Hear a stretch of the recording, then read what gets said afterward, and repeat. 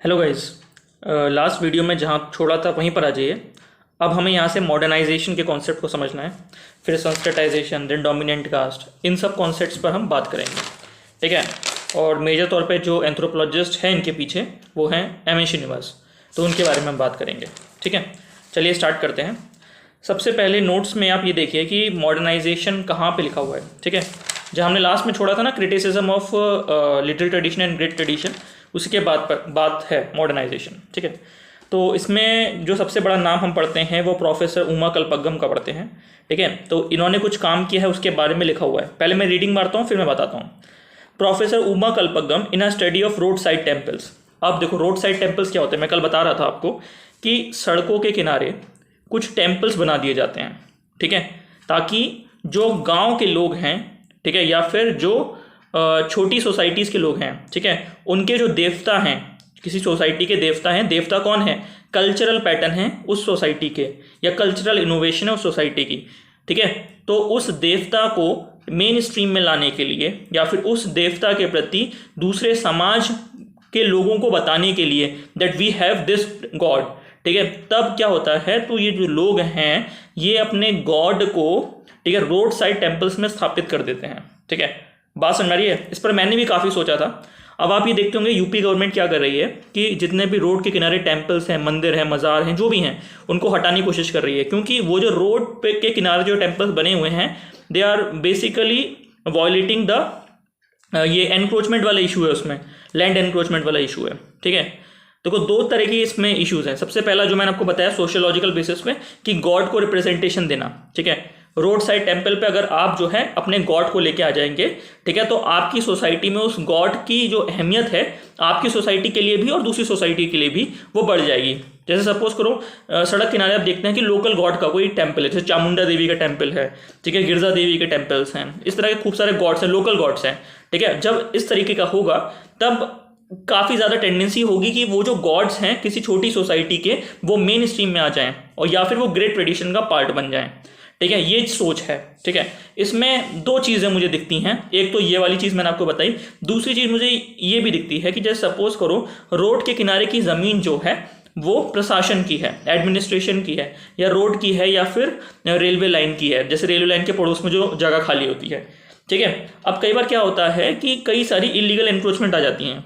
ठीक है, अब इलीगल एनक्रोचमेंट है, ठीक है, तो प्रशासन के पास पूरी पावर है कि उस एनक्रोचमेंट को तबाह करा जाए या फिर वो ज़मीन खाली कराई जाए, वो स्ट्रक्चर्स को गिराया जाए। कई बार ऐसा होता है अपने स्ट्रक्चर्स को प्रोटेक्ट करने के लिए जो लोकल लोग हैं, जो वहाँ पे जो लोग चला रहे हैं, वो एक छोटा सा मंदिर, ठीक है, अपनी लाइन से आगे बना देते हैं। लाइन से आगे मतलब जैसे सपोज करो कि ये रोड जा रही है, उस रोड के इस साइड खूब सारी दुकानें हैं। ठीक है, तो रोड और दुकानों के बीच में एक मंदिर वो बना देंगे।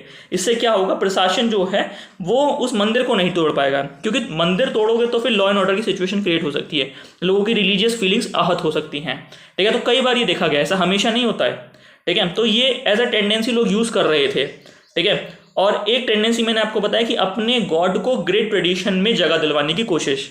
ठीक है, और मैक्सिमम टाइम ये जो गॉड्स हैं ना, ये आपको दिखेगा कि जो सोसाइटीज़ या हायरार्कीज में जो सबसे नीचे हैं, ठीक है, लोअर कास्ट पीपल्स हैं, ठीक है, या फिर जो वर्किंग क्लास पीपल हैं, जो गरीब लोग हैं, उनके गॉड्स हैं, उनको एक्सप्रेशन दिलाने की कोशिश है। ठीक है, दो पहलू समझ में आए। चलो मैं पढ़ के सुना रहा हूँ। Professor Uma Kalpagam in the study of road side temple in India, a social anthropological study showed the dichotomy of tradition and modernity in the urban space. Modernisation में हम पढ़ रहे हैं। ठीक है, professor Uma Kalpagam argued mushrooming of road side temples in India questions the relationship between modernity and secularisation. ठीक है, भारत में रोड के किनारे जो टेम्पल्स हैं, ठीक है, वो भारत को कितना सेकुलर या कितना मॉडर्नाइज बना रहे हैं, इस पर क्वेश्चन मार्क है। तो इसकी स्टडी करी है उमा कल्पगम ने। ठीक है, with the rise of modernity, religious identity, religiosity instead of getting replace by more secular nation and state identity are increasing. ठीक है, अब क्या है कि इस तरह की चीज़ें कम होने की बजाय ये बढ़ रही हैं। ठीक है, ज़्यादा टेम्पल्स रोड के किनारे आ रहे हैं। तो ऐसा क्यों है? ठीक है। Her ethnographic work also revealed that most of the road side temples are build by people belonging to working class. तो उन्होंने पता किया कि कौन लोग बना रहे हैं, तो वर्किंग क्लास के लोग ज़्यादातर बना रहे हैं। एंड देखो वर्किंग क्लास के लोग क्यों बना रहे हैं, क्योंकि वर्किंग जो जितना गरीब होगा ना, जो जितना गरीब होगा वो अपने दुखों को हरने के लिए, अपने दुखों को कम करने के लिए साइकोलॉजिकल सेटिस्फेक्शन की तरफ बढ़ेगा, और धर्म एक बहुत सेफ रास्ता है। बात समझ में आ रही है? तो वहां पे गॉड की रिप्रेजेंटेशन जो है वो ज़्यादा स्ट्रांग है, ठीक है, वर्किंग क्लास में, गरीब लोगों में, ठीक है, क्लियर हुआ? तो her ethnographic work also revealed that most of the road side temples are built by people belonging to working class and are from lower socio economic background, ठीक है। In this context such temple of little tradition is brought within the fold of great tradition, ठीक है, जो मैं बात कर रहा था। तो लिटिल ट्रेडिशन के जो भगवान हैं वो ग्रेट ट्रेडिशन में कैसे आ रहे हैं, क्योंकि आप सड़कों के किनारे लेके आ रहे हैं। जब सड़कों के किनारे लेके आएंगे तो फिर ग्रेट ट्रेडिशन के लोग जब उन सड़कों का इस्तेमाल करेंगे तो उनका विश्वास भी इन लिटिल ट्रेडिशन के गॉड्स में आएगा, ठीक है। तो ये लिटिल ट्रेडिशन के गॉड जो है मेन स्ट्रीम सोसाइटी में एंटर करना स्टार्ट हो जाएंगे। बात समझ में आ रही है क्या कहना चाह रहा हूं मैं, ठीक है। She exemplified her statement through the tradition of Amman worship, ठीक है, which is popular among the non-Brahmin caste of Tamil Nadu. Tamil Nadu में नॉन ब्राह्मण कास्ट जो है अम्मान की पूजा करते हैं, अम्मान गॉड है, ठीक है। And is not a part of संस्कृतिक वैदिक ट्रेडिशन, ठीक है, ऑफ हिंदूज। तो अम्मान जो भगवान हैं वो लोअर कास्ट के भगवान हैं, ठीक है, पर धीरे धीरे करके ये जो लिटिल ट्रेडिशन के भगवान है ग्रेट ट्रेडिशन के फोल्ड में आ गए, ठीक है। She argue that through their road side temples the Dalit god and goddesses, Dalit god and goddesses, देखो गॉड एंड गॉडेसेस वो भी दलित लोगों के, ठीक है, are being progressively brought within the folds of the great tradition, ठीक है। तो क्या है, यही तो मॉडर्निटी है कि आपने क्या किया, जो लिटिल ट्रेडिशन के भगवान हैं उनको रोड साइड टेम्पल्स पे स्थापित किया, और फिर ये उपेक्षा करी है कि इन भगवान की जो रेलिवेंस है और एग्जिस्टेंस है वो दूसरे समाज के लोग भी जान सकें। जैसे आप कई बार आप सुनते होंगे कि रोड साइड टेम्पल के किनारे, रोड साइड के किनारे एक टेम्पल है, तो लोग कई बार ऐसा बोल देते हैं कि यहाँ पे बहुत ज़्यादा मान्यता है, ठीक है, चलन स्टार्ट होता है कि इस मंदिर की बहुत मान्यता है। तो अब उस सोसाइटी का ये आदमी नहीं आएगा तो दूसरी सोसाइटी के भी लोग उस मंदिर में आके पूजा करेंगे। तो यही तो है कि कोई लिटिल ट्रेडिशन का भगवान ग्रेट ट्रेडिशन के फोल्ड में आता है। जैसे मैं इलाहाबाद हाई कोर्ट जा रहा था, परसों मैं गया, तो वहाँ पर एक विवाद चल रहा था, ठीक है। चौराहे पर एक हनुमान जी का मंदिर था, उसको तोड़ने के लिए हाई कोर्ट ने बोल दिया था, पर उसको तोड़ नहीं पाए वो लोग, क्योंकि लोकल लोगों ने प्रोटेस्ट कर दिया, ठीक है। अब इसी चीज़ की मैं बात कर रहा था कि जो रोड साइड टेम्पल्स हैं उसके जो ऑब्जेक्टिव्स हैं वो बहुत तरीके के हो सकते हैं, ठीक है। एक ऑब्जेक्टिव है कि इलीगल एनक्रोचमेंट को पर्दा देना, ठीक है, और दूसरा रीजन हो सकता है कि लिटिल ट्रेडिशन के भगवान को ग्रेट ट्रेडिशन में लेके आना, ठीक है। इतना क्लियर हुआ? हम जो है रियलिज्म और आइडियलिज्म दोनों की बात कर रहे हैं। जो रियल रीजंस हैं वो धर्म के पीछे छुपाए जा सकते हैं, पर एंथ्रोपोलॉजिस्ट आपको दोनों पहलुओं को समझना पड़ेगा, ठीक है। चलिए अब आगे बढ़ते हैं। नोट लिखा है नीचे, road side temples are getting universalised. हो रहा है ना ऐसा? अब आप देखते होंगे, आप निकलिए गाड़ी से, आपको रोड के किनारे इतने सारे टेम्पल्स दिखेंगे, ठीक है। अब आप जब रोड से जाते हैं तो आप मंदिरों को प्रणाम करते हुए जाते होंगे, मंदिर हो, मजार हो, जो भी हो, ठीक है। आप क्या करते हैं, आप अपना सर झुकाते हैं। क्यों झुकाते हैं? क्योंकि आप ये मानते हैं कि जो भगवान है मुझे आशीर्वाद दे, ठीक है, या फिर मेरे लिए अच्छा करे। आप मन में ऐसी धारणा देते हुए चलते हैं, ठीक है। तो आप भगवान के सर झुकाते हुए चलते हैं। तो रोड साइड टेम्पल्स इतने सारे आए कहाँ से? वो क्या है? वो एक्सप्रेशन है, छोटे समाजों का एक्सप्रेशन है अपने भगवान को लेके। वो चाहते हैं कि उनका भगवान जो है वो यूनिवर्सलाइज्ड हो। अब यूनिवर्सलाइज वो क्यों करना चाहते हैं? क्योंकि वो चाहते हैं कि उनका भगवान का जो एग्जिस्टेंस है उनके भगवान का एग्जिस्टेंस है वो इस समाज के से उठकर ऊपर उठ जाए। मतलब केवल यही समाज जो है, देखो लड़ाइयाँ क्या हैं, हमारा भगवान सुप्रीम, तुम्हारा भगवान सुप्रीम, हमारा कल्चर सुप्रीम, तुम्हारा कल्चर सुप्रीम, इन्हीं की जो लड़ाई है, इथनोसेंट्रिक बाइसनेस। इन्होंने क्या किया? अपने भगवान को सुप्रीम दिखाने के लिए रोड साइड टेम्पल स्थापित किए, ठीक है। उसके बाद इनसे जुड़ी हुई खूब सारी जो कहानियां हैं वो फ्लरिश हुई, ठीक है। फिर केवल एक समाज के लोग ही वहां पे पूजा करने नहीं आ रहे हैं, डिफरेंट समाजों के लोग पूजा करने आ रहे हैं, ठीक है। तो एक्चुअली वो जो गॉड हैं जिस समाज से होंगे उस समाज के लोगों को अच्छा लगेगा, नहीं लगेगा कि दैट हमारा गॉड जो है, ठीक है, is being shared by different peoples. Why? तो हमारी सोसाइटी का जो एग्जिस्टेंस है वो स्ट्रांग हो गया है। बात समझ में आ रही है? क्योंकि जो वी फीलिंग आती है ना किसी एक रिलीजन में, किसी एक टोटम या किसी एक गॉड के पीछे, वो जो है वो रीइंफोर्स हो जाएगी। जब मैं धर्म पढ़ाऊंगा तब समझ में आएगा। इतना क्लियर हुआ? चलिए अब आगे बढ़ते हैं। जनरली मॉडर्नाइजेशन, ठीक है, road side temples are getting universalised worship of low caste deity, low caste deity समझ रहे ना, ये गरीब लोगों के, ये लोअर कास्ट है, जो वर्किंग क्लास है उनके भगवान है, दलित लोग हैं उनके भगवान हैं, ठीक है। They worship of lower caste deity by making road side temple is an example of universalisation, ये एक यूनिवर्सलाइजेशन का एक तरीका है, ठीक है। Generally modernisation goes with secularisation. देखो मॉडर्नाइजेशन क्या है, मॉडर्नाइजेशन ये बोलता है कि जैसे जैसे आप मॉडर्न होंगे, मॉडर्न वैल्यूज अपने अंदर लेंगे, ह्यूमन राइट्स की बात करेंगे, ठीक है, या फिर इंडिविजुअल राइट्स की बात करेंगे, लिबर्टी की बात करेंगे, फ्रीडम की बात करेंगे, रैशनल थिंकिंग की बात करेंगे, ठीक है। जैसे जैसे आप मॉडर्नाइज होंगे वैसे वैसे आप सेकुलर भी होंगे, ठीक है। एज इन द वेस्ट, ठीक है, जैसे वेस्ट में हुआ है, but in Indian context with the rise of modernity religious consciousness is also increasing. Bharat में ऐसा नहीं है, हमारे यहाँ लोग मॉडर्नाइज हो रहे हैं, ठीक है, लेकिन हमारे यहाँ रिलीजियस कॉन्शियसनेस भी बढ़ रही है।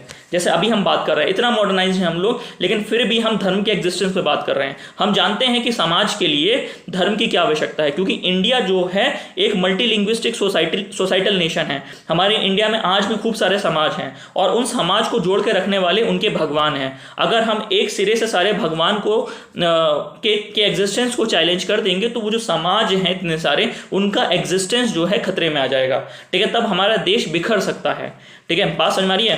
तो यही चीज़ें हैं कि जो मॉडर्नाइजेशन है और जो सेकुलराइजेशन है, वेस्ट में तो वो साथ साथ चलता है, पर इंडिया में मॉडर्नाइजेशन के साथ रिलीजियस कॉन्शियसनेस भी स्ट्रांग हो रही है, जिसका एक एग्जाम्पल मैंने आपको दे दिया। अब आगे बढ़ते हैं, अब हम जानने की कोशिश करेंगे कि संस्कृताइजेशन क्या है, वेस्टर्नाइजेशन क्या है, डोमिनेंट कास्ट क्या है, ठीक है। एक बहुत बड़ा सोशोलॉजिस्ट है, ठीक है, इंडियन एंथ्रोपोलॉजी के इंडियनाइजेशन में बहुत बड़ा काम है।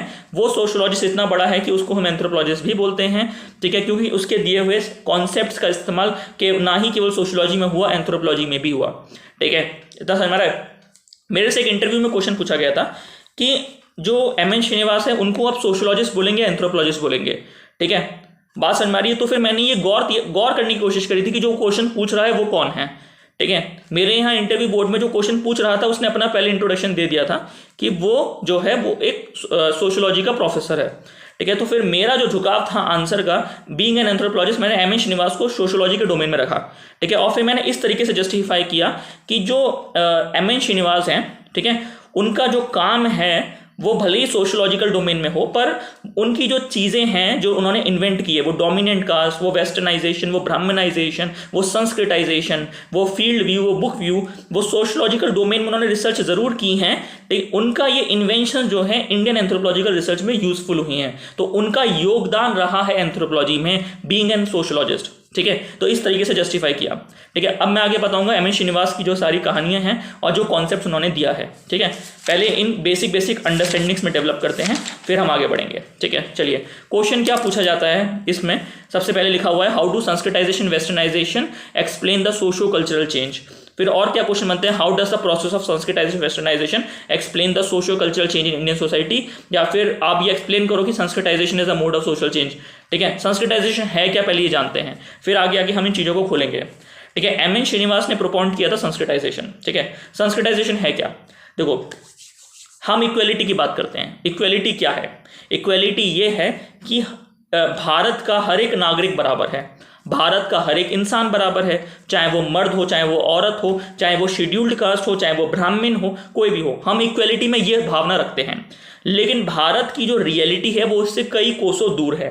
संविधान ने पूरी कोशिश करी कि सबको एक प्लेटफॉर्म पे लाके खड़ा कर दिया जाए, पर हमारा जो सोसाइटल इनर्शिया है, ठीक है, जिसमें हेरारकीज हैं, मैं बात कर रहा हूं आज भी, ठीक है। इतनी हेरारकीज हैं हमारे समाज में कि आप अगर आज रियली उतरेंगे समाज में रिसर्च करने के लिए आपको पता लग जाएगा, ठीक है।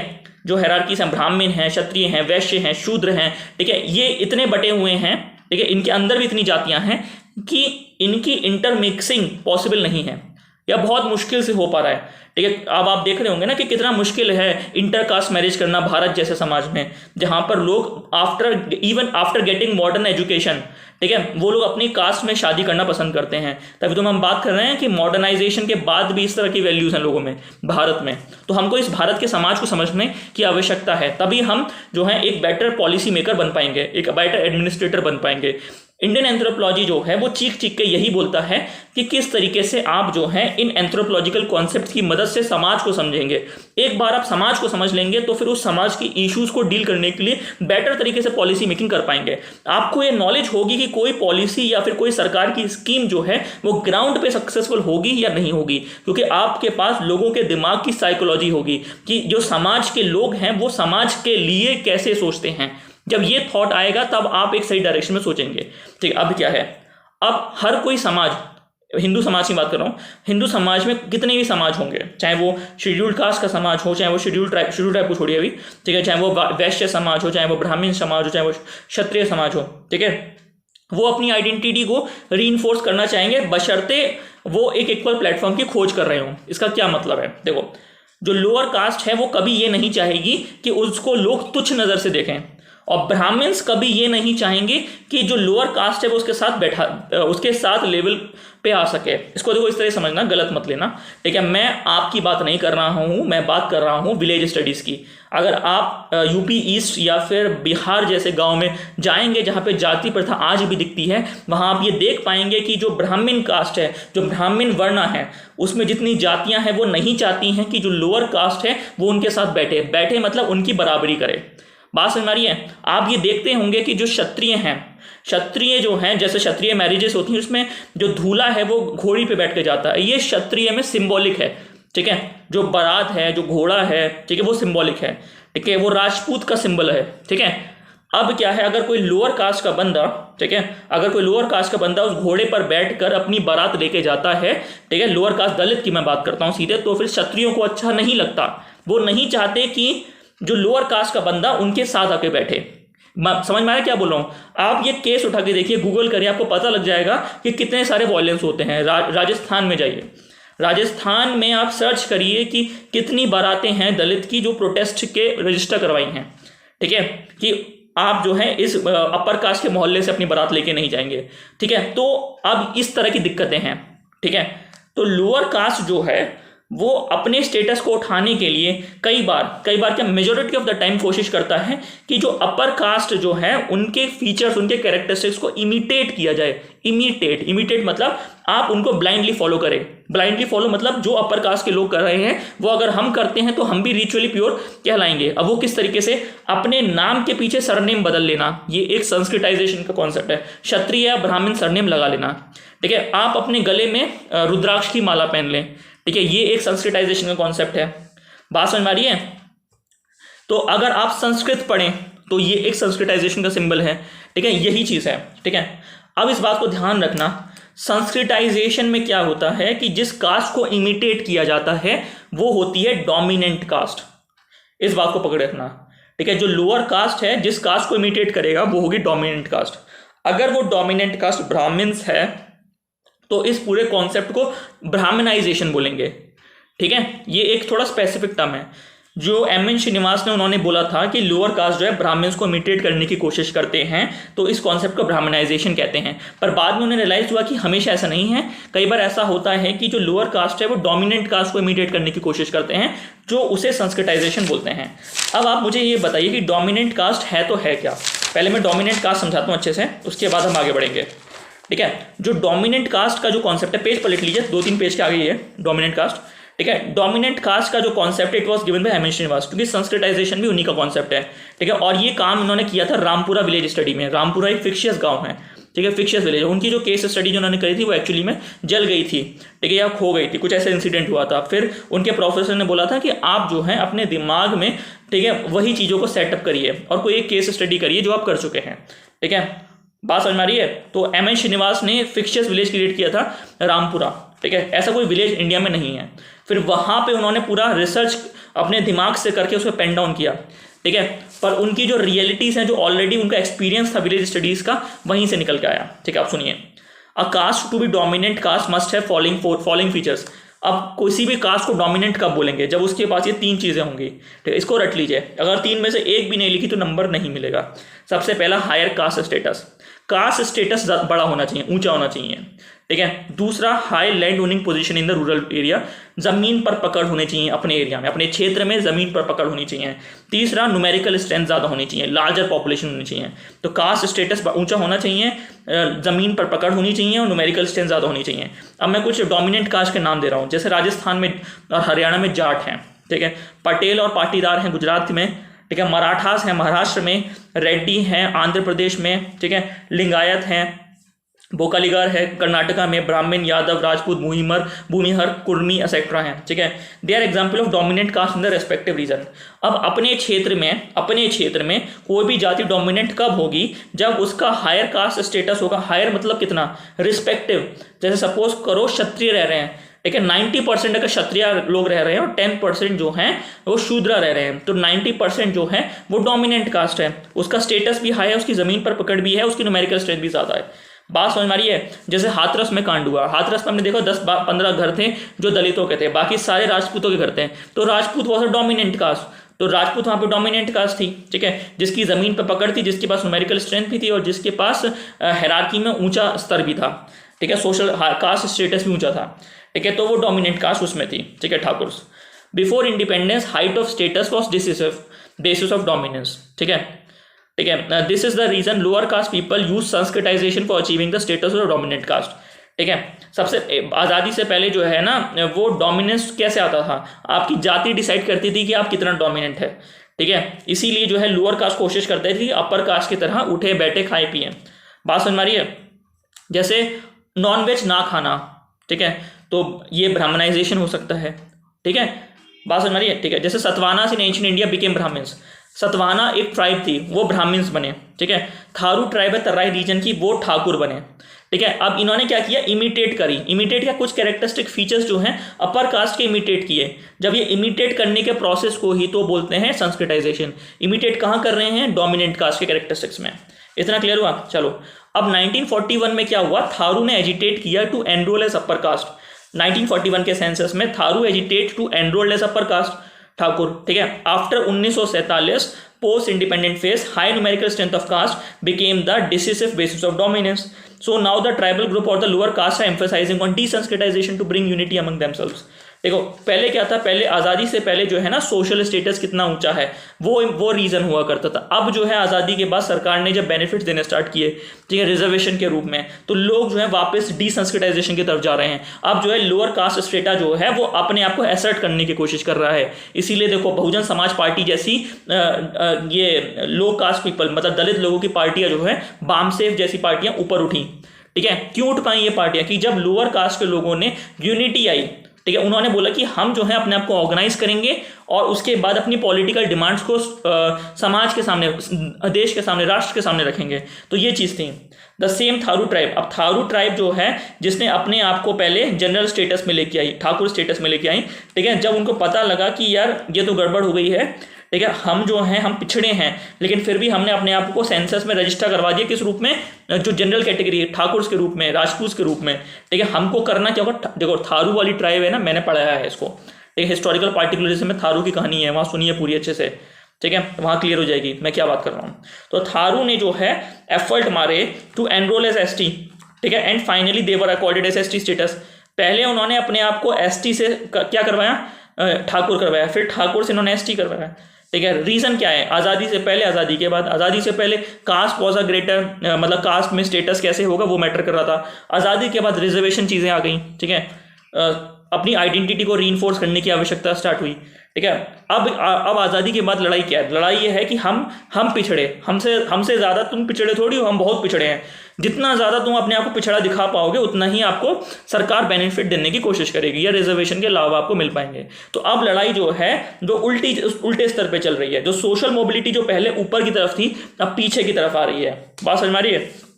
तो यही है recent trend of social change among tribal use of revivalism या फिर रिवाइटलिज्म या फिर ट्राइबलाइजेशन, मतलब अपने आप को रिवाइव करवाना है। इतना क्लियर हुआ? अब हम बात करेंगे फंक्शंस ऑफ डोमिनेंट कास्ट। ये आखिर गांव में, क्षेत्र में डोमिनेंट कास्ट करता क्या है, फंक्शंस क्या है? तो सबसे पहला ट्रेडिशनल फंक्शन क्या है?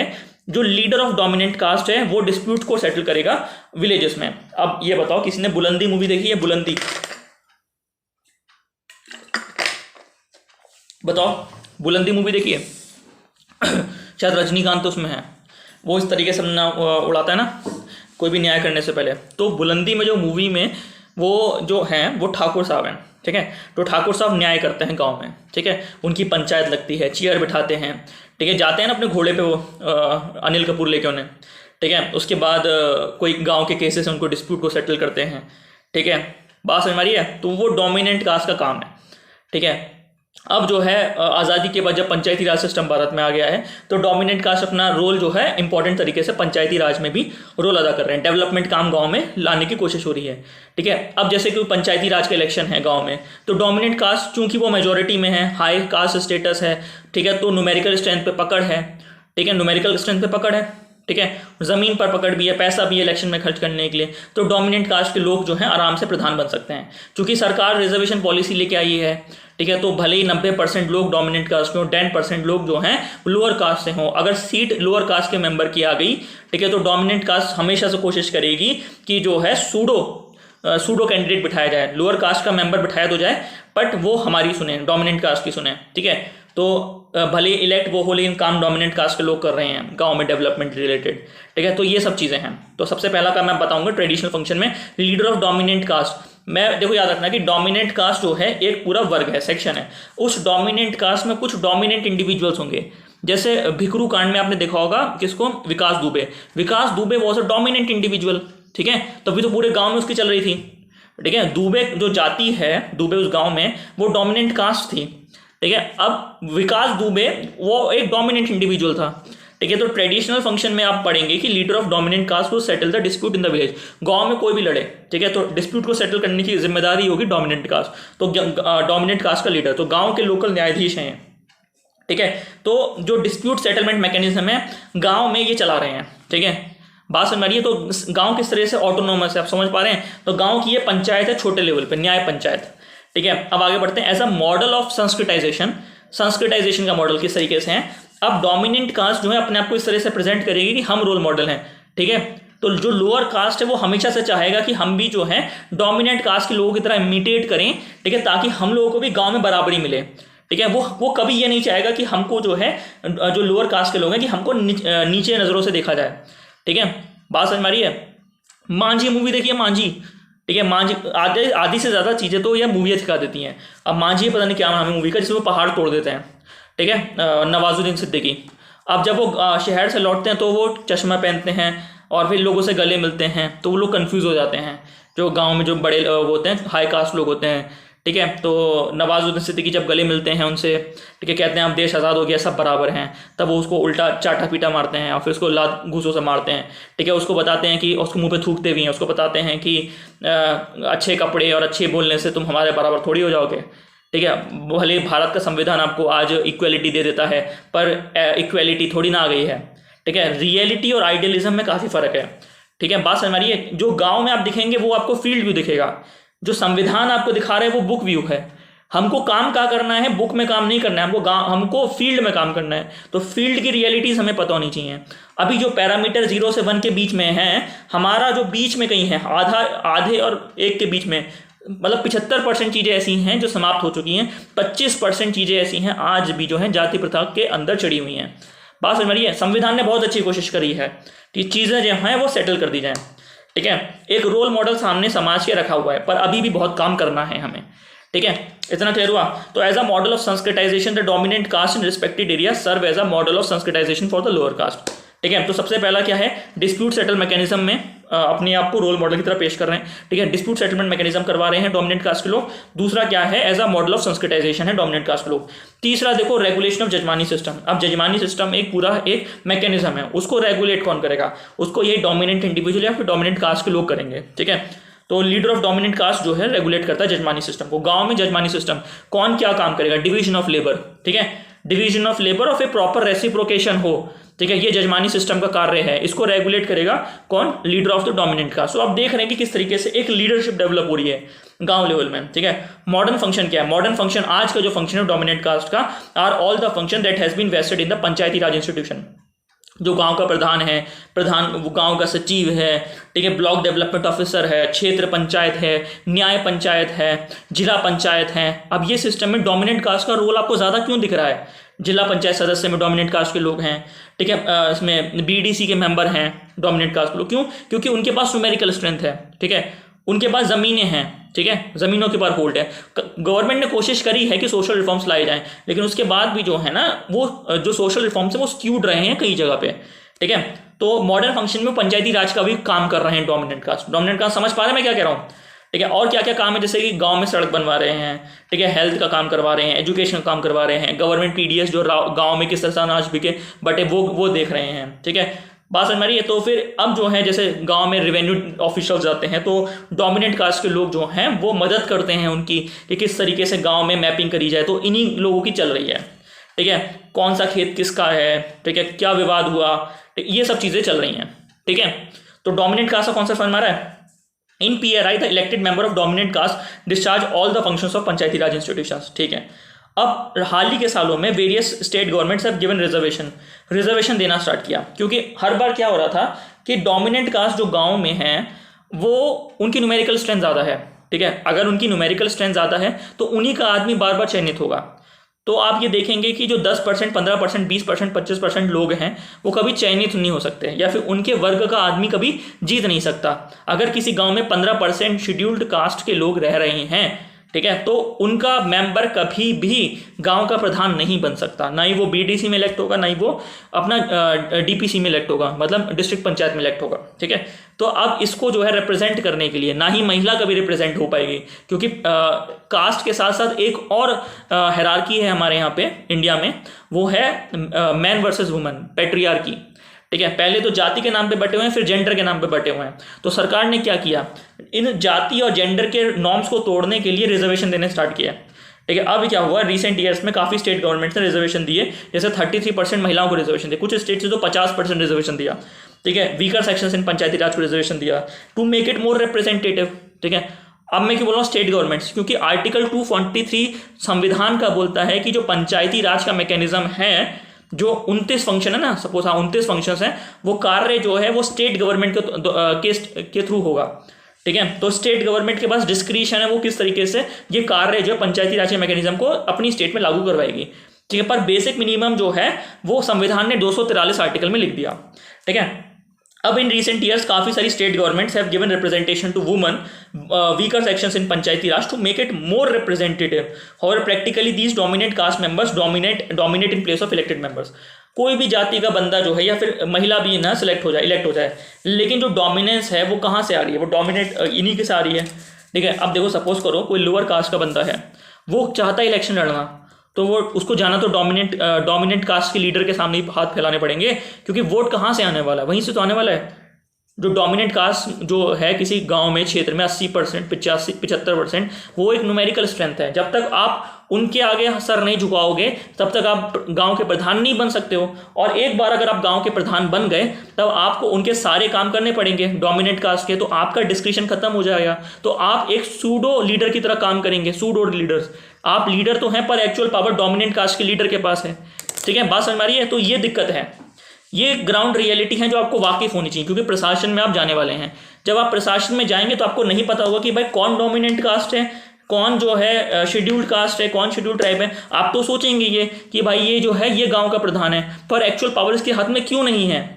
जो बात समझ में आ रही है क्यों नहीं है, पता है मैं क्यों मैं बोल रहा हूँ, क्योंकि उसके पास जो है ना न्यूमेरिकल स्ट्रेंथ नहीं है। उसने अपना सर झुकाया है डोमिनेंट कास्ट के आगे, तब जाके वो जीता है, ठीक है। तो एक्चुअल पावर डोमिनेंट कास्ट के लीडर के हाथ में होगी, ठीक है। अब हमारे इंडिया में प्रधानपति का कॉन्सेप्ट है, सरकारें बहुत चिढ़ती हैं ये प्रधानपति क्या है, ठीक है। अब इसमें रियलिटी ये है कि जो महिला प्रधान है उसको जिताने के पीछे उसका पति तो है, और लोगों ने उसकी पत्नी को वोट नहीं दिया है, लोगों ने उस प्रधान को वोट दिया है, उस मेल व्यक्ति को वोट दिया है, ठीक है।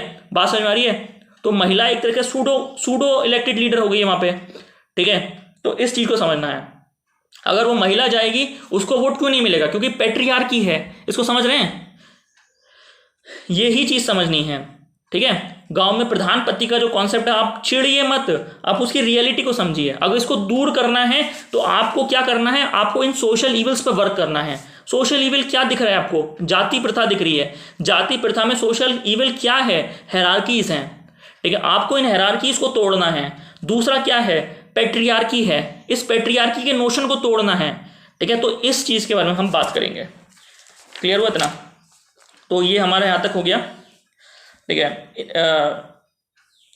ठीक है, show the relationship between the dominant cast and rural development, ये क्वेश्चन हमारा बनता है, ठीक है। तो आप डोमिनेंट कास्ट क्या है वो तीनों फीचर्स बता देंगे, रूरल डेवलपमेंट गांव का विकास करना है किस डोमेन में, आप वहाँ पे इंफ्रास्ट्रक्चर करेंगे, पानी पिलवाएंगे, ठीक है, पंचायती राज के थ्रू डेवलपमेंट एक्टिविटीज़ करेंगे, ठीक है, चीफ डेवलपमेंट ऑफिसर का जो मैकेनिज्म है वो करेंगे, ठीक है, जो प्रशासन है उसकी मदद से जो है, जो लैंड रेवेन्यू सिस्टम है उसकी मदद से जो है जो लैंड डिस्प्यूट्स हैं उसको सॉल्व करने की कोशिश करेंगे, ताकि जो गाँव का किसान है वो इन सब चीज़ों में ना फंसे और जो है डेवलपमेंट में अपनी फसल को उगाने में कार्य करे, ठीक है। और क्या है, गाँव की समस्याओं को दूर करेंगे, लाइटें लगवाएंगे, ठीक है, हैंडपम्प लगवाएंगे, ठीक है, सरकार की जितनी रूरल डेवलपमेंट की स्कीम्स हैं उनको इंप्लीमेंट करवाएंगे। तो ये सब चीज़ें आप रूरल डेवलपमेंट में डिफरेंट डायमेंशंस में डालेंगे।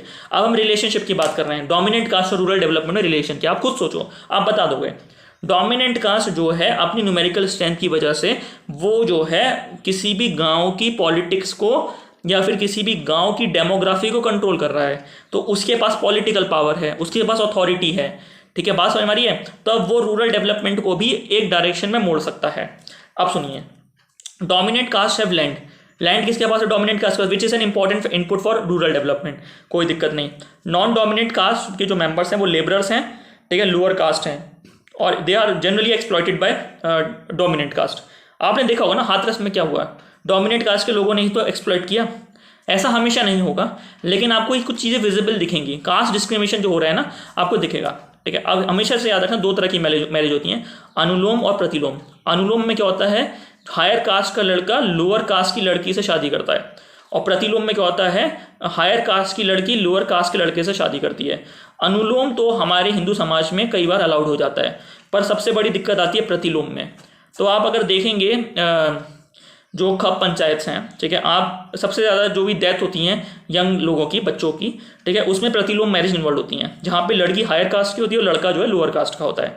क्यों, लड़की हायर कास्ट की है और वो एक लोअर कास्ट के लड़के से शादी कर रही है, तो हायर कास्ट की है, सबसे पहले तो कास्ट बेस्ड वायलेंस होगा, उसके बाद पेट्रियार्कल बेस्ड वायलेंस होगा, क्योंकि अपर कास्ट में पेट्रियार्की ज़्यादा होती है in comparison to lower caste, ठीक है, ये तो आप जानते हैं ना। तो इसीलिए जो प्रतिलोम मैरिज है समाज में अलाउड नहीं है, और इसका रीज़न भी दिया हुआ है, मज़े की बात, हिंदू फिलोसफी में क्यों अलाउड नहीं है, ठीक है। तो इन्हीं सब चीज़ों से पेट्रियार्की जो है रीइंफोर्स हुई है। हमको क्या करना है, हमारे कल्चर्स अच्छे हैं, ठीक है, पर जो कल्चर्स में जो ईविल्स हैं ना उनको दूर करना है, ठीक है।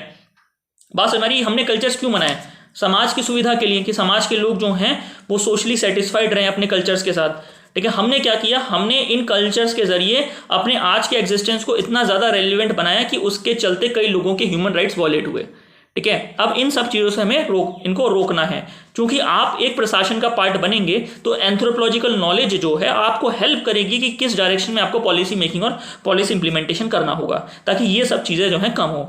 आपको एज अ लीडर वर्क करना है ग्राउंड पे, लीडर समझते हैं ना, एज अ इलेक्टेड नहीं, ठीक है, आप जो है सेलेक्टेड लीडर हैं, ठीक है, और पावर आपके पास इलेक्टेड से ही लगभग है, ठीक है। आप कई डोमेन में आपके पास ज़्यादा पावर भी होगी, एज अ डिस्ट्रिक्ट मजिस्ट्रेट आपके पास बहुत ज़्यादा पावर है, ठीक है। तो आप जो है उस क्षेत्र की जो एक्चुअल जो डेमोग्राफी है उसके लिए ही काम नहीं करेंगे, बल्कि उसमें एक लीडरशिप रोल भी अदा करेंगे, ताकि वहाँ पे ये जो सोशल ईविल्स हैं इनको दूर करा जा सके। सोशल ईविल्स आप तब मानेंगे जब आपको मालूम होगा कि एक्चुअली ग्राउंड में रियलिटी है क्या, ठीक है। तो रूरल डेवलपमेंट जो है डोमिनेंट कास्ट से लिंक्ड है, ठीक है। They are usually exploited by the old and new dominant caste, ठीक है। कौन एक्सप्लॉइट होते हैं, जो लोअर कास्ट के लोग होते हैं जिनकी न्यूमेरिकल स्ट्रेंथ कम होती है, ठीक है। और फैक्टर्स क्या है, numerical strength also influence the development in rural areas, जैसे PRI में have become important institutions of rural development. जैसे कोई स्कीम आई तो क्या होता है, कोई भी स्कीम का लाभ जो है डोमिनेंट कास्ट के लोगों के प्रति चला जाता है, ठीक है। क्यों, क्योंकि डोमिनेंट, भले ही लीडर जो है किसी भी जाति का हो, पर न्यूमेरिकल स्ट्रेंथ तो डोमिनेंट कास्ट के पास है, ठीक है। तो डोमिनेंट कास्ट हमेशा से चाहेगी कि उनके लोगों का भला हो, तो गांव में एक एलिनेशन डेवलप होगा, जो लोअर कास्ट है वो एलिनेटेड फील करेगी। क्यों, क्योंकि भले ही लीडर उनकी जाति का हो, लेकिन उसके बाद भी जो वो लोग हैं वो वंचित रह जा रहे हैं सरकार के लाभ से, ठीक है। बात समझ में आ रही है, क्लियर हो रहा है, कोई दिक्कत नहीं होगी, ठीक है। पंचायती राज institution have become important institution of rural development, funds are directly coming to Panchayati Raj institution through governments. After that, it is the leader of dominant caste in the Panchayati Raj institution who manipulate the government resources in the favor of their caste.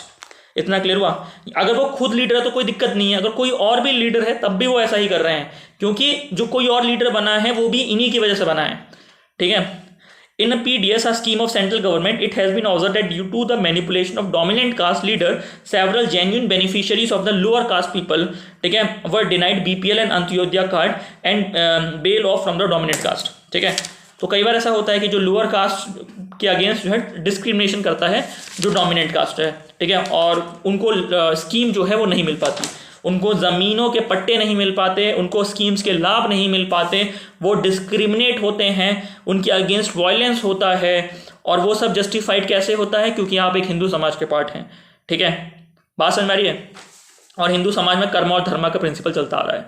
ठीक है, आपका कर्म और आपका धर्म decide करेगा कि आप जो है अगले जन्म में क्या होंगे। आप इस जन्म की एग्जिस्टेंस आपका पिछला जन्म डिसाइड कर रहा है। ठीक है, तो ये सारे जो नॉर्म्स हैं ये चले आ रहे हैं समाजों में। ठीक है, अब आगे बढ़ते हैं। देखो लिखा है, suppose the leader of dominant caste in Panchayati institution manipulate funds और schemes of the government to benefit their caste people.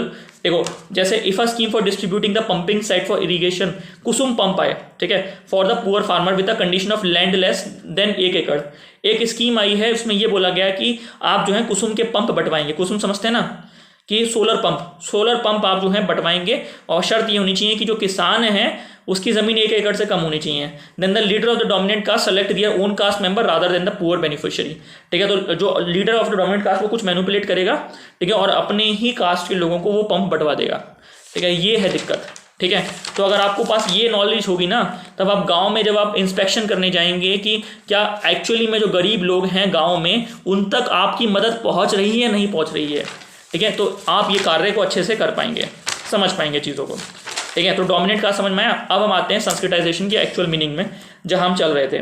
ठीक है, MN. Srinivas propounded the concept of Sanskritization. वापस आ जाइए संस्कृताइजेशन पे। ठीक है, तो संस्कृताइजेशन कॉन्सेप्ट उन्होंने कहाँ से निकाला? उन्होंने निकाला कुर्स ऑफ मैसूर से।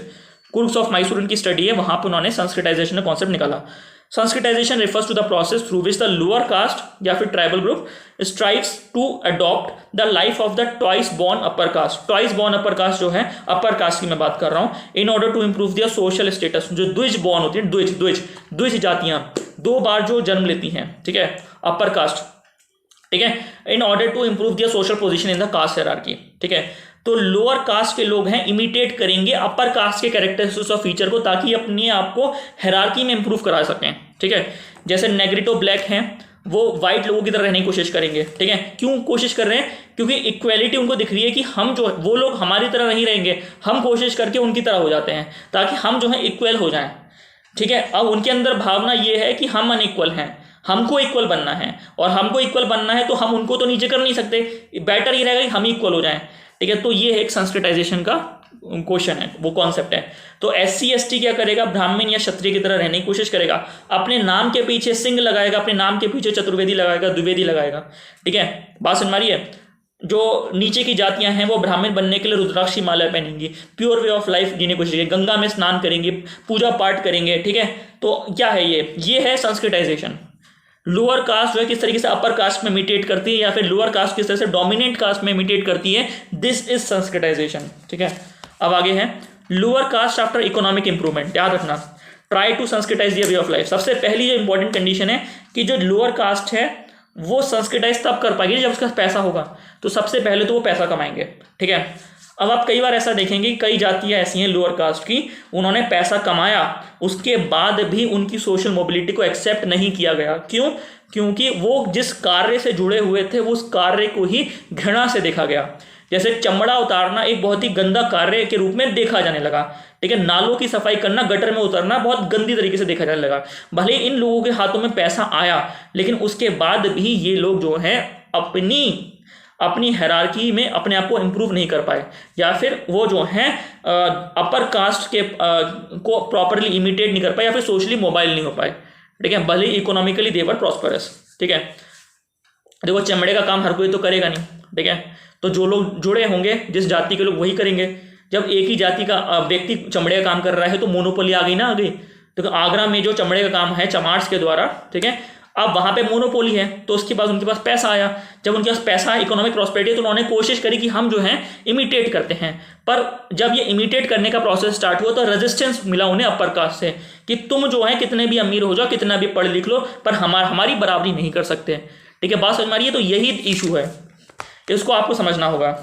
Lower caste after economic improvement try to Sanskritise their way of life by changing their अपनी कास्ट का नेम, अपना सरनेम बदल देते हैं। Tracing descent from great rishi, जैसे अपने नाम के पीछे वाल्मीकि लगा लिए, गौतम लगा लिए, गौतम बुद्ध वाले ना, गौतम लगा लिए, रविदास लगा लिए, संत कबीर लगा लिए, ये सब लगा लेते हैं नाम के पीछे।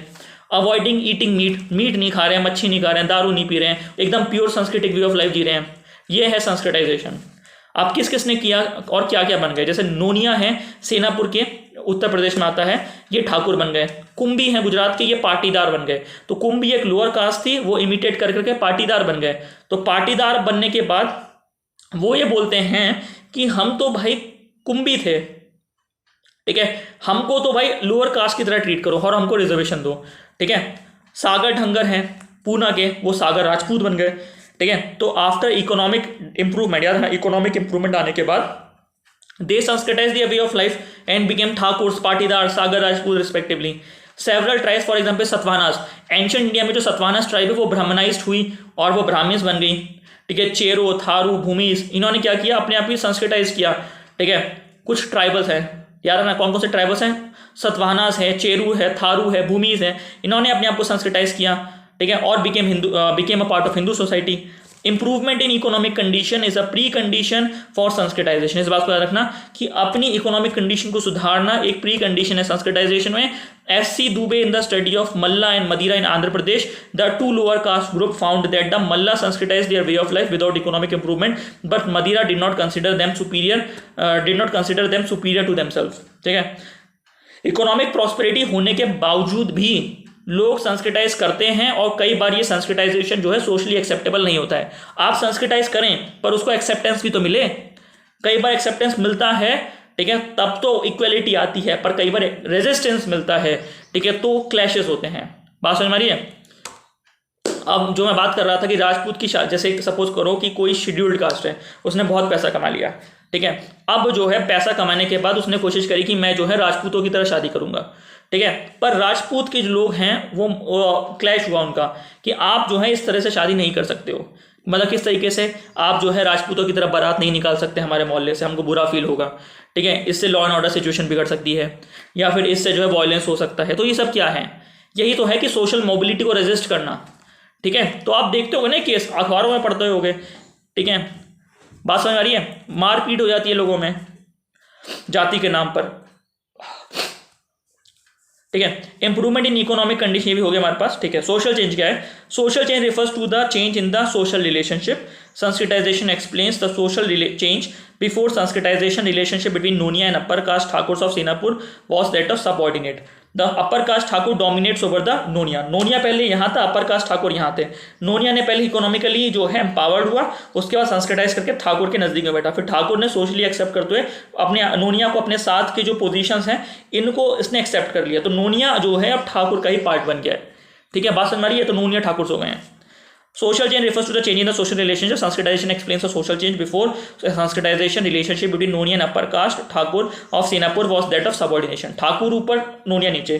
The upper caste Thakur dominates over the Noniya. Post Sanskritization, when Noniya Sanskritized their way of life and became Thakur, they behave with equal term with the upper caste of the village.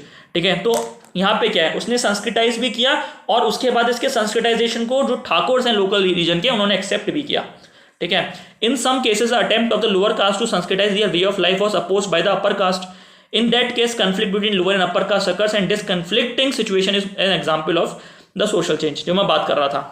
ठीक है, Sanskritisation explains only positional social change, not structural change. ठीक है, M N Srinivas holds the view that Sanskritisation explains the positional change. Certain caste which Sanskritised their way of life, ठीक है, the position of that caste improve in caste hierarchy and the caste which desensitized their way of life, the position of such caste comes down in the hierarchy but no change occurs in the Hindu social order hierarchical structure. सीढ़ी एक ही है। ठीक है, आप जो है संस्कृताइज करेंगे तो आप ऊपर चढ़ेंगे, आप डिसंस्कृताइज करेंगे तो नीचे उतरेंगे। ठीक है, ऐसा नहीं होगा कि आपके उतरने से सीढ़ी भी नीचे जा रही है। इस बात को याद रखना कि संस्कृताइजेशन ऊपर उठना है, डिसंस्कृताइजेशन नीचे जाना है। ठीक है, रीजन आपके हिसाब से होंगे। ठीक है, द रीजंस आपके हिसाब से होंगे कि आप किसको इंपॉर्टेंस दे रहे हैं, आपको संस्कृताइज क्यों होना है या फिर आपको डिसंस्कृताइज क्यों होना है। अगर आप ऊपर चढ़ेंगे और आपको कोई अपोजिशन नहीं मिलेगा तो आप प्रॉपर्ली संस्कृताइज हो जाएंगे, जैसे सेना नोनिया हुए। लेकिन कई बार ऐसा होगा आप ऊपर चढ़ेंगे तो ऊपर जो बैठा होगा वो आपको ऊपर आने नहीं देगा, तो ये रेजिस्टेंस, ये क्लैश है, ये भी सोशल चेंज का एक नमूना है। बात समझ में आ रही है? ठीक है। On the other hand Marxist oriented anthropologist hold a view that Sanskritization leads to structural change. Marxist तो बात ही करते हैं कन्फ्लिक्ट रिडन। ठीक है, because economic improvement is important pre condition of Sanskritization. ये बात तो है, बिना इकोनॉमिक इंप्रूवमेंट के संस्कृताइजेशन करके दिखाओ। ठीक है, and economic change leads to the structural change in other aspects of life. In present context or scenario, uneducated and politically unorganized lower caste and tribal groups are still using Sanskritization as a means of status improvement. कोई दिक्कत? But politically conscious lower caste such as Mahar of Maharashtra, Nadar of Tamil Nadu, Jatavs of Agra and Izava of Kerala, ठीक है, have adopted political protest, not Sanskritization as a method to improve their status. तो इनके veg अलग हो सकते हैं, किस तरीके से आपको जो है अपने आप को एक्सप्रेस कराना है। कई जो है लोअर कास्ट ने पार्टीज नहीं लोकल लेवल पे और अपने राइट्स को एसर्ट किया, अपनी सोशल आइडेंटिटी को स्ट्रांग होल्ड किया। ये जो संस्कृताइजेशन जो है आज के समय में कम क्यों हो गया? क्योंकि रिजर्वेशन बेनिफिट्स ने लोगों को फायदा पहुंचाया है। ठीक है, अब कोई नहीं चाहता कि अपर कास्ट की तरह इमिटेट करे, अपर कास्ट में जाके क्यों हम जो है रिजर्वेशन के बेनिफिट से हाथ धो बैठे हैं। बात समझ में आ रही है? तो ये रियलिटी है। Politically conscious lower caste leaders are using desanskritisation. देखो, desanskritisation in order to promote unity in their caste. अब लोग बोल रहे हैं कि go back to your roots, जहां से तुम आए हो वहीं लौटो और अपनी यूनिटी को स्ट्रांग करो। क्यों अपने समाज को तोड़ने में लगे हो? अगर आपका समाज जो है यूनाइटेड रहेगा तो आप पॉलिटिकली अपने आप को एक्सप्रेस कर पाओगे संविधान, इसमें संसद में और विधानसभा में। ठीक है, और तब अपने राइट्स की डिमांड कर पाओगे प्रॉपर तरीके से, अपने एग्जिस्टेंस को सुनिश्चित कर पाओगे। ठीक है, इन ग्रुप और आउट ग्रुप की डिबेट आती है कि आप हमारे लोग हो या बाहर के लोग हो। Nowadays tribal leaders are also not willing to become part of Hindu society. Instead they are reviving their own cult of separate sacred groups. यहाँ पे separate नहीं है, sacred है, sacred लिखे, sacred groups और ये सरना वगैरह। ठीक है, रिवाइवलिस्ट टेंडेंसी आ रही है, बस इसको याद रखना कि रिवाइवलिस्ट टेंडेंसी आ रही है ट्राइबल कल्चर्स में भी। अब कल्चरल चेंज की मैं बात करता हूँ। Cultural change refers to the change in the belief, custom, tradition etcetera. Sanskritisation explains cultural change in Sanskritisation lower caste और tribal group of little tradition imitate the life of the upper caste और the great tradition. Imitate करने की कोशिश तो है, जब little tradition जो है ग्रेट ट्रेडिशन की तरह इमिटेट करने की कोशिश करता है। ठीक है, in this way Sanskritization transforms little traditions into great tradition, which is termed as a cultural change. Little tradition through universalization becomes great tradition, and through Sanskritization also little tradition becomes great tradition. यहाँ तो कोई दिक्कत, ये मैंने आपको पढ़ा दिया, एक बार आप रीडिंग मार लीजिएगा, कोई दिक्कत नहीं होगी। अब हम आगे बढ़ रहे हैं, वेस्टर्नाइजेशन को समझते हैं। हम क्या कर रहे थे अभी तक, जो है अपर कास्ट को इमिटेट कर रहे थे। अब क्या है, ये जो भारत का समाज है ये अब ये वेस्ट के लोगों को इमिटेट करेगा, वेस्ट के कल्चर्स को अडॉप्ट करने की कोशिश करेगा। ठीक है, कैसे खाना है, कोट पैंट पहनना है, ईटिंग हैबिट्स हैं, ठीक है, टॉकिंग हैबिट्स हैं, इंग्लिश बोलना है, ठीक है, एमएनसी में काम करना है, खूब सारे तरीके हैं। ठीक है, ये वेस्टर्नाइजेशन है। ठीक है, वेस्टर्न थॉट्स को रखना है। ठीक है, इक्वालिटी, लिबर्टी, फ्रेटर्निटी, जो हमारा संविधान, ये भी तो एक वेस्टर्नाइजेशन का प्रतीक है। बात समझ में आ रही है? Westernization refers to the process of adopting western way of life. For example, wearing pant shirt, eating with spoon, wearing coat tie etcetera. Westernization explains social change, because social change क्या है, आपका समाज बदल रहा है। ठीक है, समाज कैसे बदलता है, दो थॉट्स लगते हैं, बताया था, इवोल्यूशनिज्म और डिफ्यूजनिज्म। ठीक है, because westernization relationships between the westernization relationship between lower caste and upper caste is that of the domination and subordination. After westernization relationship between upper and lower caste was oriented on the line of equality. पहले क्या था, Sanskritization में क्या था, upper caste और lower caste को दिख रहा है। अब अपर और लोअर दोनों मिलकर वेस्टर्नाइज होने की कोशिश कर रहे हैं, तो अब ये जब वेस्टर्नाइज करेंगे तब ये इक्वालिटी की बात करेंगे। ठीक है, अब जैसे इंडिया में अगर हम बात कर रहे हैं तो ब्राह्मण है, वैश्य है, शूद्र हैं, ठीक है, मराठी हैं, गुजराती हैं, यूपी वाले हैं, बिहार वाले हैं, तमिलनाडु के। इंडिया में आप बात करेंगे तो जैसे इंडिया के बाहर जाएंगे तो आप ये बोलेंगे दैट वी आर इंडियंस। ठीक है, और वेस्ट में रहते हुए आप अपने आप को इंडियन में मानेंगे, इंडिया के बाद आप अपनी स्टेट का नाम लेंगे। बात समझ में आ रही है? तो यही मैं बात कर रहा हूँ, जब आप वेस्ट में अपने आप को रखेंगे तब आप मोर इक्वल हैं इन कंपैरिजन टू इंडिया। ठीक है, तो वही चीज़ है वेस्टर्नाइजेशन, मतलब वेस्टर्न वे ऑफ लाइफ को इमिटेट करना। Relationship between Sanskritization westernization as a process of social change. अब ये दोनों थॉट्स ही तो हैं जो डिफ्यूज कर रहे हैं। ठीक है, डिफ्यूज कर रहे हैं, तो ये समाज में कुछ चेंज लाएंगे, उसके बारे में बताओ। अब मैं बस पढ़ के सुना रहा हूँ। Both Sanskritization westernization advocate social change on the line of equality, however with different arguments. In Sanskritization the lower caste Nonia after Sanskritization becomes Thakur and behave in equal terms with other Thakur of the village. Their argument is ritual purity, that on ritual plane after Sanskritization they are as ritually pure as that of Thakurs of the village. So they should behave in equal terms. ठीक है, westernisation also advocated social change on the line of equality with the argument that all humans are born equal. कोई दिक्कत? अब cultural change क्या है? Westernisation also explains cultural change. Westernisation introduced idea of equality, liberty and fraternity, संविधान में है ना, scientific temper in Indian culture. In this way Sanskritisation and westernisations are going on in Indian society as complementary process, whereas laymen SC and ST are sanskritized their way of life, the educated lower caste tribal groups and the upper caste are westernizing their way of life। यहाँ तो कोई दिक्कत हुआ? ठीक है, कोई issue यहाँ तक? अब अगला कॉन्सेप्ट को हम देखते हैं। ठीक है, अगला कॉन्सेप्ट हमारा है सेक्रेड कॉम्प्लेक्स। ठीक है, सेक्रेड कॉम्प्लेक्स के बारे में पढ़ते हैं। देखो, sacred complex was a concept given by LP विद्यार्थी जी। ठीक है, इंडियन एंथ्रोपोलॉजी का भगवान बोला जाता है, जिन्होंने हमें ये बताया कि किस तरीके से इंडियन एंथ्रोपोलॉजी क्लासिफाइड है, formative phase, constructive phase, analytical phase. तो इंडियन एंथ्रोपोलॉजी के बनने की कहानी के रचिता हैं कौन? LP विद्यार्थी। ठीक है, LP विद्यार्थी किताब थी the rise of Indian anthropology, 2 volumes में छापी गई थी। ठीक है, तो इनके द्वारा किया गया सबसे बड़ा काम ये है कि इन्होंने इंडियन एंथ्रोपोलॉजी को इंडियनाइज किया। ठीक है, MN श्रीनिवास जी के साथ मिलकर। ठीक है, तो इनके द्वारा जो सबसे बड़े 2 कॉन्सेप्ट्स हैं, एक है सेक्रेड कॉम्प्लेक्स और दूसरा है नेचर मैन स्पिरिट कॉम्प्लेक्स। जो एनिमस कॉम्प्लेक्स हम पढ़ेंगे वो ट्राइबल एंथ्रोपोलॉजी में पढ़ाएंगे आपको। तो पहले सेक्रेड कॉम्प्लेक्स को खत्म करते हैं। ठीक है, तो 1961 का ये कॉन्सेप्ट है। ठीक है, अब मैं पढ़ के सुना रहा हूँ, फिर उसके बाद मैं आपको जो बेसिक अंडरस्टैंडिंग है उसको मैं फील दिलाऊंगा। Sacred complex was the first concept in Indian anthropology by Indian anthropologist. ठीक है, LP Vidyarthi propounded the concept of sacred complex in the study of sacred city of Gaya in 1961 as a dimension of Indian civilisation. देखो, civilisational anthropology के रचिता हैं, के भगवान हैं, के फादर हैं रॉबर्ट रेडफील्ड। इनके खूब सारे स्टूडेंट्स हैं। ठीक है ना, एक थी मैकी मेरिट, दूसरे हैं हमारे मैकी मेरिट एक थे। ठीक है, दूसरे हैं हमारे ये LP विद्यार्थी जी। मैकी मेरिट ने काम किया था किशनगढ़ी में, जहाँ पे मैंने आपको ये बताया था यूनिवर्सलाइजेशन और पैरोकिलाइजेशन समझाया था। ये दोनों टर्म उन्होंने ही दी थी। ग्रेट ट्रेडिशन और लिटिल ट्रेडिशन को बताने वाले नाम थे रॉबर्ट रेडफील्ड, जिनको मैं कल क्लास में बता चुका हूँ। तो ग्रेट ट्रेडिशन और लिटिल ट्रेडिशन क्या है, इसके बारे में बताया था रॉबर्ट रेडफील्ड ने। इनकी जो स्टडी थी वो मैक्सिकन सोसाइटी में थी। उसके बाद किस तरीके से लिटिल ट्रेडिशन ग्रेट ट्रेडिशन बनता है, ग्रेट ट्रेडिशन लिटिल ट्रेडिशन बनता है, ये था universalisation parochialisation. The concepts were given by McKim Marriott in the Kishangarhi case study, जिसमें सलूनों के बारे में बात हुई हमारी, गोवर्धन के बारे में बात हुई हमारी। ठीक है, और भी हमारी बात हुई थी, काफ़ी याद नहीं आ रहा मुझे। 4 मैंने कॉन्सेप्ट्स को बताए थे, यूनिवर्सलाइज और पैरोकिलाइज वाले। ठीक है, तो उस तरह से आप उसको देख लेना। प्रीस शाम टाइम वाली है। ठीक है, और भी चीज़ें थी। ठीक है, गोवर्धन हो गया और वो नवरत्था देवी वाला हो गया। ठीक है, तो वो एक बार रिवाइज कर लेना, क्लियर हो जाएगा। ठीक है, तो ये भी जो है सिविलाइजेशन स्कूल में ट्रेन थे। कौन? रॉबर्ट, ये LP विद्यार्थी। LP विद्यार्थी के 2 गुरु रहे हैं, एक रॉबर्ट रेडफील्ड रहे हैं और दूसरे हमारे DN मजुमदार साहब रहे हैं। ठीक है, तो DN मजुमदार साहब की इवोल्यूशनिस्ट प्लस फंक्शनलिस्ट विचारधारा। ठीक है, फंक्शनलिस्ट विचारधारा कहाँ से आ रही है उनकी, बताओ? उनकी विचारधारा मेलिनोस्की से आ रही है। ठीक है, और इनकी जो है सिविलाइजेशनल स्टडीज़ की विचारधारा किनकी? रॉबर्ट रेडफील्ड की। किनके ऊपर? LP विद्यार्थी जी के ऊपर। तो LP विद्यार्थी जो सिविलाइजेशनल स्कूल में ट्रेंड हैं। ठीक है, उनका काम होगा ग्रेट ट्रेडिशन लिटिल ट्रेडिशन के बारे में चीज़ों को निकाल के लाना। LP विद्यार्थी ने ये बोला कि यार हम जो हैं वेस्ट के कॉन्सेप्ट्स का इस्तेमाल करके इंडियन एंथ्रोपोलॉजिकल रिसर्च कर रहे हैं, ये गलत है।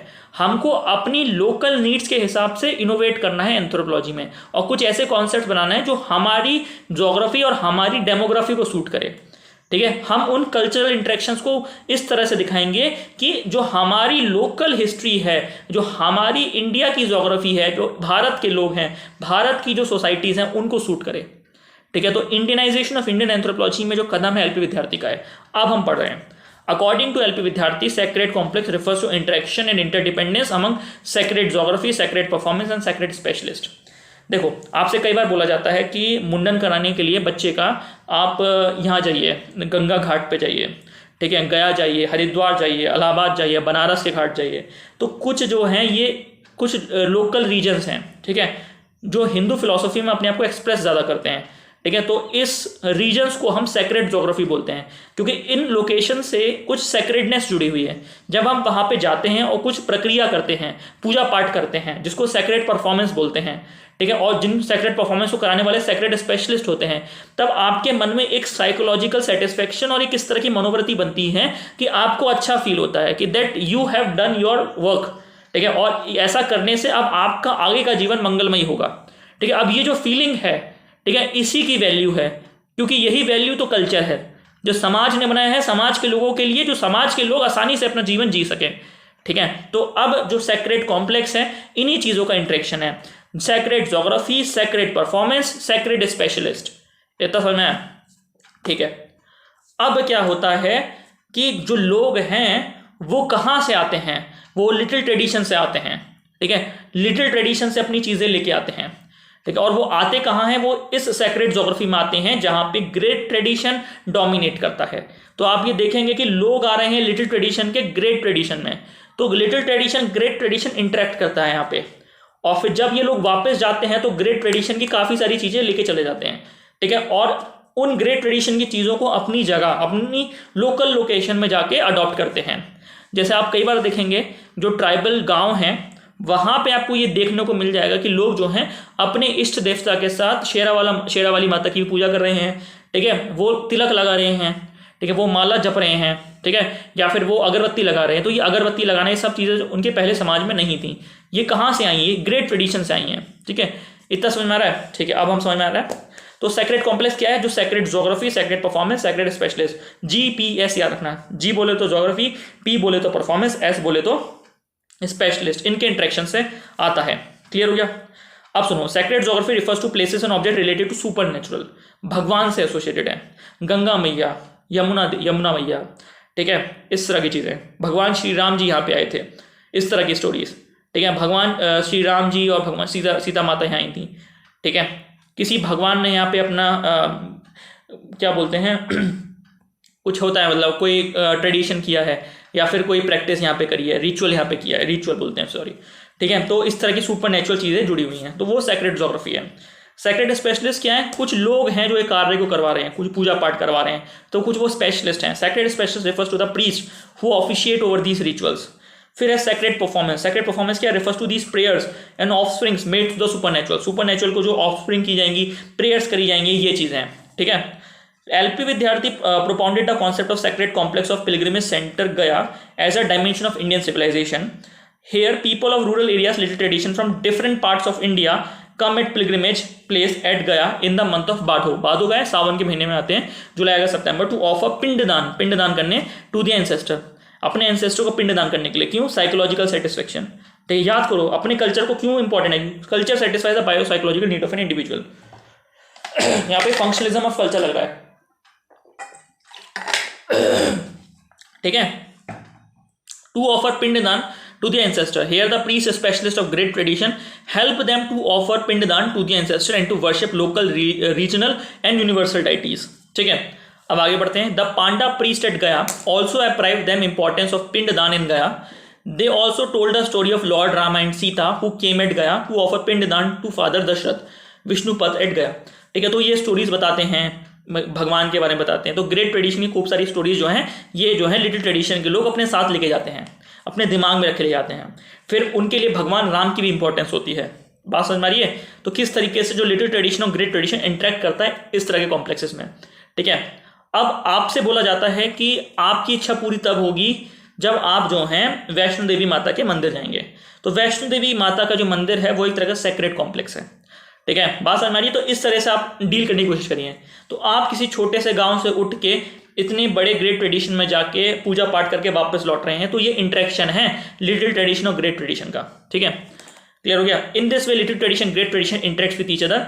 ठीक है, लिटिल ट्रेडिशन मतलब people of rural areas, layman people जो होते हैं, और ग्रेट ट्रेडिशन कौन होता है? प्रीस्ट, पांडा, जो रिफाइंड स्टोरीज आपको सुना रहे हैं। ठीक है, this is a dimension of Indian civilisation. तो ग्रेट ट्रेडिशन, लिटिल ट्रेडिशन समझ में आ गया? ये इंटरेक्शन है। While a few Hindu places of pilgrimages were studied in detail, many small articles are published on different sacred centers of India. अब हम पढ़ेंगे कौन कौन से sacred centers हैं, मैं जल्दी जल्दी पढ़ूंगा, बस आपको इनको नोट कर लेना है और फिर लिखना है आंसर में। एकदम स्पेसिफिक होकर वो नहीं पूछेंगे। सबसे पहला बीएन सरस्वती, नाम लिखिए 1962। बीएन सरस्वती ने 1962 में काम किया। सेक्रेड कॉम्प्लेक्स गया का जो इनोवेशन है वो 1961 में हो चुका है, तब उसी के आधार रखते हुए दूसरे एंथ्रोपोलॉजिस्ट काम कर रहे हैं। तो एलपी विद्यार्थी इतना बड़ा नाम है, ठीक है।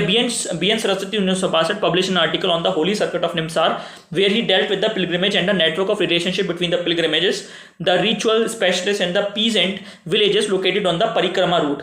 ही also reported on the temple organisation in Goa in 1962 in which he described the role of sacred institution in the organization of sacred life, secular life। तो आप याद रखना कि बीएन सरस्वती ने होली सर्किट ऑफ निमसार और गोवा के टेम्पल ऑर्गेनाइजेशन पर काम किया है, बस। और फिर आप ये बताना कि उन्होंने ये दिखाया किस तरह से जो लिटिल ट्रेडिशन और ग्रेट ट्रेडिशन इंटरेक्ट करते हैं, और ये इंडियन सिविलाइजेशन का एक अच्छा एस्पेक्ट है, बस। ठीक है, आप जो आप इनोवेट करना स्टार्ट करो फटाफट आंसर में, ठीक है। उसके बाद माखन झा का आप नाम लेंगे, माखन झा की किताब भी आती है the sacred complex in Janakpur Nepal. ये रटिए, ये रटने वाली चीज है, ये नहीं डालेंगे तो दिक्कत होगी। बीएन सरस्वती का holy circuit of Nimsar and the temple organisation in Goa, Makhan Jha का फिर जनकपुर, और फिर उसके बाद common line great tradition little tradition interact करते हैं, ठीक है। The sacred complex in Janakpur Nepal was studied extensively by Makhan Jha following the line of theoretical model of Gaya, ठीक है। But he also tested certain hypothesis in great tradition city of Nepal, concept of civilisational boundary और political boundary की इन्होंने बात करी, ठीक है। उन्होंने ये दिखाया कि जो सिविलाइजेशनल बाउंड्री है वो पॉलिटिकल बाउंड्री से बड़ी है। जैसे नेपाल और इंडिया दोनों में जो है हिंदू रिलीजन है, और जो हिंदू सिविलाइजेशन जो फैली हुई है, भगवान राम का जो किंगडम बोला जाता है वो दोनों देशों में फैला हुआ है। तो सिविलाइजेशनल बाउंड्री बड़ी होती है पॉलिटिकल बाउंड्री से, इस तरह से उन्होंने बात करी है, ठीक है। But he also tested certain hypothesis, ये दिखाया,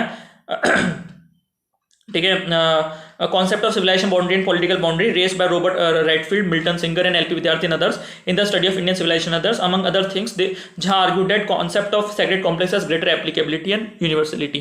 कोई दिक्कत? फिर है applicability. The sacred complex of Hindu place of pilgrimage helps to understand the interactions between the little tradition and great tradition, promoting the attitude of unity among the people, ठीक है। Quite obvious, unity तो promote होगी, different sets of people जो interact कर रहे हैं of India. And thirdly unity in diversity which can easily be seen in the sacred complex of Gaya, ठीक है। डिफरेंट रीजन्स के डिफरेंट कल्चर्स के लोग आके यहाँ पे पिंडदान कर रहे हैं या फिर अपनी रिचुअल प्रैक्टिस करवा रहे हैं, ठीक है। वो क्यों करवा रहे हैं? क्योंकि उनको बोला जा रहा है कि ये साइकोलॉजिकल सेटिस्फेक्शन के साथ जुड़ेगा। कैसे जुड़ेगा? कि अगर आप ये नहीं कराएंगे तो फिर आपके जो एंसेस्टर हैं उनको जो है उनकी आत्मा को शांति नहीं मिलेगी। देखो, कई लोग मानेंगे, कई लोग नहीं मानेंगे। जो लोग मानेंगे वो जरूर आएंगे, और जो लोग नहीं मानेंगे वो अपनी लोकल रिचुअल प्रैक्टिसेस के साथ वो फॉलो करेंगे। जो भी कल्चर डोमिनेट करता है ना किसी एक सोसाइटी में, तो उसका डोमिनेंस, उसका प्रसार बढ़ता चला जाता है, और जो कल्चर छोटा होता है ना वो और छोटा होता चला जाता है। ये होता है, ठीक है, इस बात को याद रखना। जैसे ये क्यों होता है? जैसे आप ही तो देखिए, आपने बीटेक किया, इंजीनियरिंग किया नहीं किया, तो आप कैसे करें? आप भीड़ के साथ चले। क्यों? क्योंकि कल्चर है, फैशन है, फैशन ही तो कल्चर है। बात समझ मारिए कि बीटेक करना है 12th के बाद, तो आप भी उस भीड़ का पार्ट बन गए, ठीक है, आपने भी दिमाग नहीं लगाया।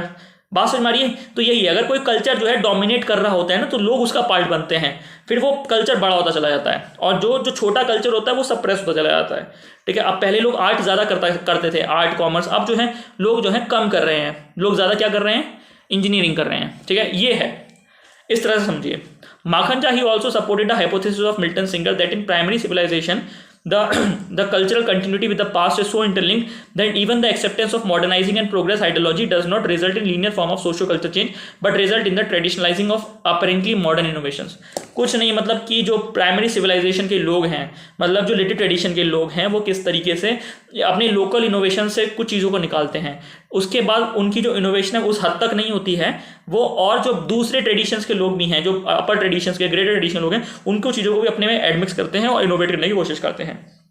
माखन झा ने दिखाया, पर इसको मेंशन मत करना कहीं भी, ठीक है।